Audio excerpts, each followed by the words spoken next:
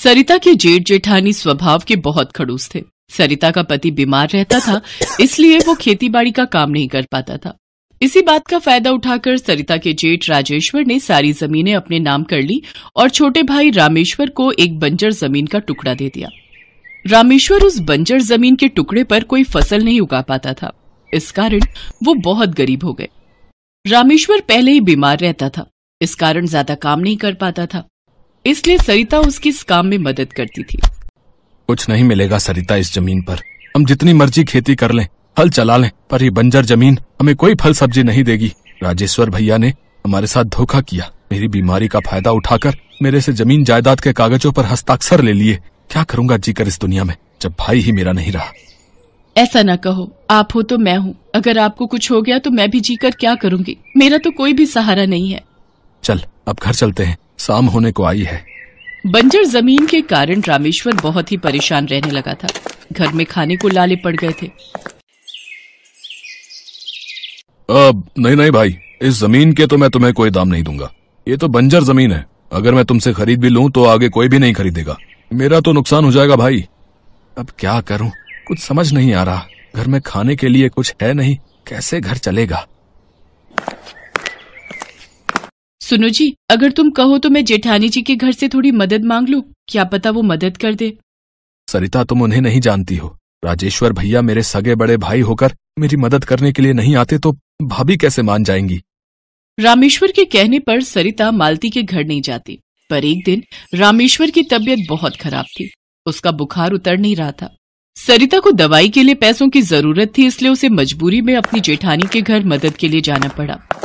देख सरिता, अगर तुझे दवाई के लिए पैसे चाहिए तो वो मैं तुझे दे सकती हूँ, पर बदले में तुझे मेरे घर काम करना पड़ेगा। वो ऐसा है ना, मेरी काम वाली आजकल छुट्टी पर है, तो घर के बर्तन, सफाई, झाड़ू पोछा, खाना बनाना करना सब तुझे ही संभालना पड़ेगा। तभी मैं बदले में तुझे पैसे दूंगी। मंजूर है तो बोल। ठीक है भाभी, मैं सारा काम कर लूंगी, पर आप मुझे पैसे जरूर दे देना, मुझे बहुत जरूरत है। उस दिन से सरिता अपनी जेठानी मालती के घर नौकरानी का काम करने लगी। मालती सरिता पर बहुत अत्याचार करती थी। सारा दिन काम करवाकर शाम में उसको 20 रुपए पकड़ाती थी। सरिता मजबूर थी, इसलिए वो काम करती रही।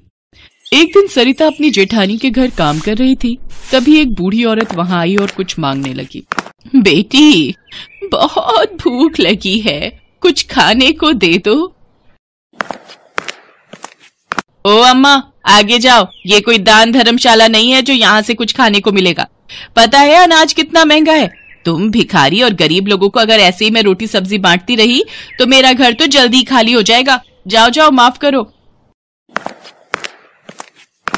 जेठानी जी, लगता है बेचारी बहुत भूखी है। रोटी के डिब्बे में रात की 2 रोटियां रखी है, वो कोई भी नहीं खाएगा। अगर कहो तो वो मैं इन बूढ़ी अम्मा को दे दूं।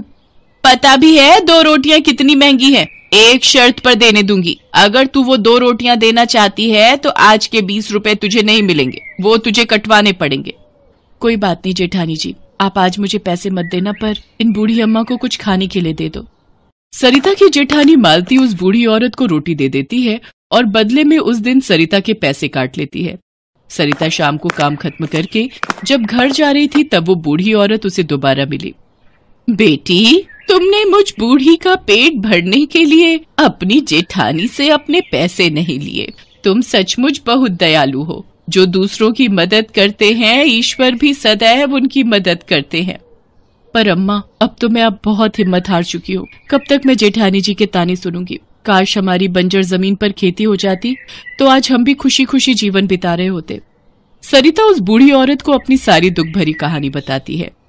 घबराओ नहीं, सब ठीक हो जाएगा। मेरे पास तुम्हें देने को ज्यादा कुछ तो नहीं, पर ये 5 भिंडी है। अपनी बंजर जमीन पर 5 जगह एक एक भिंडी बो देना, फिर अगले दिन तुम्हारे सारे दुख दूर हो जाएंगे। सरिता को 5 भिंडी देकर वो बूढ़ी औरत वहां से चली गई। सरिता भिंडी लेकर घर आ गई।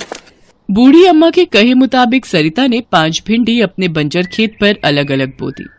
सरिता, इन 5 भिंडियों से भला हमारी बंजर जमीन पर ये थोड़ी है कि भिंडी की खेती हो जाएगी। अरे तुमने कैसे विश्वास कर लिया? तुमने पूरा दिन भाभी के घर इतनी मेहनत की और जो पैसे कमाए उस बूढ़ी अम्मा को दे दिए हैं? अरे सरिता, तुम अपने बारे में भी तो कुछ सोचा करो। अब तुम क्या बनाओगी और क्या खाओगी, बताओ। कोई बात नहीं जी, बूढ़ी अम्मा ने प्यार से दी थी, कई बार बड़ों के आशीर्वाद में ईश्वर के आशीर्वाद जितना असर होता है, इसलिए मैंने उन भिंडियों को खेत में बो दिया। बाकी थोड़े से चावल रखे हैं, आज आप और मैं मिलकर वही खा लेंगे। सरिता और रामेश्वर उस रात चावल उबालकर वही खाकर सो गए। अगले दिन सरिता जब सोकर उठी तो उसकी नजर बंजर खेत पर गई। उसने देखा उसके खेत में सोने की भिंडी उगाई है। सरिता खुशी से झूम उठी। सुनो, जल्दी बाहर आओ, वो देखो हमारे खेत में सोने की भिंडियां उगाई हैं। हाँ सरिता, सचमुच हमारे बंजर खेत पर तो सोने की भिंडी की खेती हो गई है। ये सब कैसे? लगता है वो बूढ़ी अम्मा जरूर कोई भगवान का अवतार थी, तभी उन्होंने कहा था कि हमारे सारे दुख दूर हो जाएंगे। जल्दी से इन भिंडियों को तोड़ लेते हैं। हाँ, चलो। सरिता और रामेश्वर मिलकर सोने की भिंडियां तोड़ लेते हैं। रामेश्वर उस सोने को बाजार में बेच देता है। सरिता ने उन बूढ़ी अम्मा को बहुत ढूंढा, पर कहते हैं ईश्वर कब किस रूप में हमारी मदद को आए ये कोई नहीं जानता।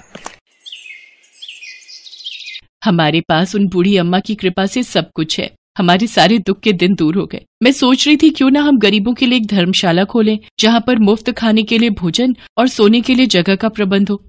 तुम ठीक कह रही हो सरिता, मैं आज ही इस बारे में गांव के जमींदार साहब से बात करता हूँ। रामेश्वर के पास अब बहुत सारे खेत थे, पर उसने अपने भाई भाभी से बिल्कुल नाता तोड़ लिया था, क्योंकि मालती ने जो सरिता की मजबूरी का फायदा उठाया था वो भूलने वाली बात नहीं थी।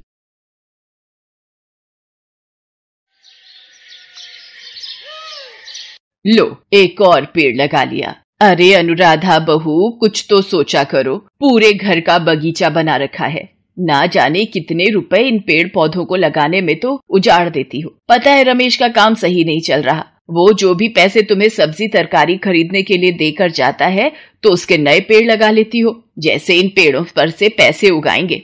माँ जी, इन पेड़ों को लगाने के लिए मैंने राशन और सब्जी के पैसों में से 1 रुपया भी नहीं लिया।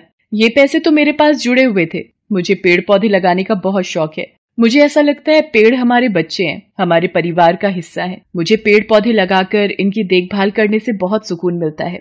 तुम मेरी बात को सुनोगी नहीं। सोचती हो बूढ़ी सास अपने आप ही बोल बोल कर थक जाएगी, चुप हो जाएगी। तुम्हें समझाना मतलब भैंस के आगे बीन बजाना। तुम्हें जितना मर्जी समझा लूं, पर तुम्हारे कानों पर तो जूं तक नहीं रेंगती। मुझे क्या, उजाड़ो पैसा, वैसे ही कौन सा इस घर में 2 वक्त सुकून की रोटी मिलती है।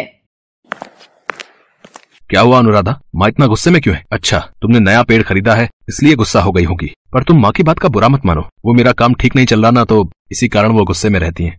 अरे भाई रमेश, क्या हाल चाल है? सोचा तुम तो बहुत दिनों से दुकान पर आए नहीं है, मैं ही तुम्हें मिलाता हूँ। नहीं, ऐसी बात नहीं है दीनदयाल जी। वो मेरी इस महीने की तनख्वाह थोड़ी लेट हो गई, नहीं तो आपका किराया मैं इतनी लेट नहीं देता। देखो रमेश, तुम्हें यहाँ रहते 2 साल हो गए हैं। अब 500 रुपए किराया और बढ़ा रहा हूँ, यानी कि अब तुम्हारा मकान का किराया बढ़कर 9,500 रुपए कर दिया है। अब मुझे दोबारा ना आना पड़े। चुपचाप अपना किराया दुकान पर पकड़ा जाना, ठीक है? और ये क्या, तुमने तो पूरे घर में पेड़ ही पेड़ लगा रखे। इन फालतू की चीजों पर खर्च करने के लिए तुम लोगों के पास पैसे हैं, पर हमारा किराया देने के लिए नहीं है। देखा, ताना मार के मकान मालिक सुना ही गया।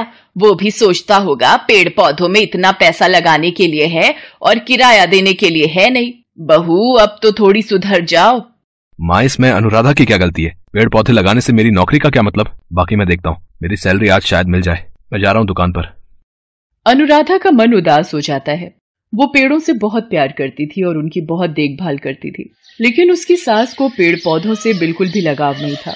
कपड़े की जिस दुकान पर रमेश काम करता था वहां उसकी तनख्वाह ज्यादा नहीं थी, इसलिए अनुराधा को भी घर खर्चे में हाथ खींचकर चलना पड़ता था। एक सुबह अनुराधा अपने पेड़ पौधों को पानी और खाद डाल रही थी। सुनो भाई पेड़, अनुराधा हमारा कितना ख्याल रखती है, हमें समय पर भोजन और पानी देती है। हमें भी इसकी मदद करनी चाहिए। तुमने देखा है, अनुराधा की सास हमें पसंद नहीं करती है, पर अनुराधा फिर भी हमारे लिए कितने ताने सुनती है। तुम सही कह रहे हो पेड़ भाई, हमें कुछ ऐसा करना चाहिए जिससे अनुराधा को पैसों की कमी न रहे। और मेरे दिमाग में तो एक ही सुझाव आ रहा है कि ये सब किसी सब्जी के पेड़ से ही संभव हो सकता है। अनुराधा ने कुछ दिन पहले ही बैंगन का पेड़ लगाया है। क्यों बैंगन भाई, क्या तुम कल तक अपने पेड़ से जादुई बैंगन उगा सकते हो? हाँ, संभव है। यदि तुम सब पेड़ अपनी अपनी ऊर्जा मुझे दे देते हो तो मैं कल सुबह तक जादुई बैंगन उगा सकता हूँ। बैंगन का पेड़ सही कह रहा है, एकता में बहुत बल होता है। हम सब पेड़ मिलकर बैंगन के पेड़ पर जादुई बैंगन उगा देंगे।